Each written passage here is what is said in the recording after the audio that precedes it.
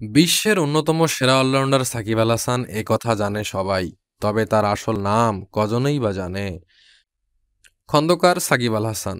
জি, ঠিকই শুনেছেন, একজন বাংলাদেশি ক্রিকেটার এবং টেস্ট ও টি-টোয়েন্টিতে বাংলাদেশ জাতীয় ক্রিকেট দলের বর্তমান অধিনায়ক। সাকিব আল হাসান ১৯৮৭ সালের ২৩শে মার্চ মাগুরায় জন্মগ্রহণ করেন।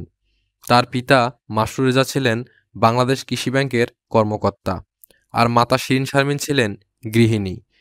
তরুণ বয়সেই সাকিব ছিল খেলা পাগল। সাকিবের ক্রিকেট দক্ষতা ছিল অসাধারণ। এমনকি তাকে গ্রামে গ্রামান্তরে খেলানোর জন্য ভাড়া করেও নিয়ে যাওয়া হতো।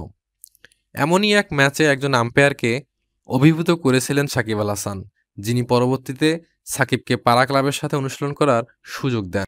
এভাবেই ২০০৪ সালে মাত্র ১৭ বছর বয়সে জাতীয় লিগে খেলার জন্য খুলনা দলে নাম জমা দেন সাকিব, এবং ২০০৬ সালের আগস্ট মাসে জিম্বাবুয়ের বিপক্ষে একদিনের আন্তর্জাতিক ম্যাচে তার অভিষেক হয়। ১০ বছর ধরে শীর্ষ অলরাউন্ডারের রেকর্ডের অধিকারী সাকিব এখনও একদিনের আন্তর্জাতিক ও টেস্ট ফরম্যাটে সর্বোচ্চ র্যাঙ্কিং ধরে রেখেছেন। মাঠে ও মাঠের বাইরে বিভিন্ন কার্যকলাপের জন্য সাকিব আল হাসান বিভিন্ন সময় বিভিন্নভাবে সমালোচিত হয়েছেন।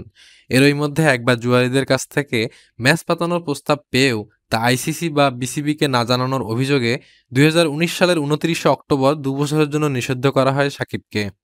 তবে ভুল স্বীকার করায় তার সাজার মেয়াদ কমিয়ে ১ বছর করা হয়।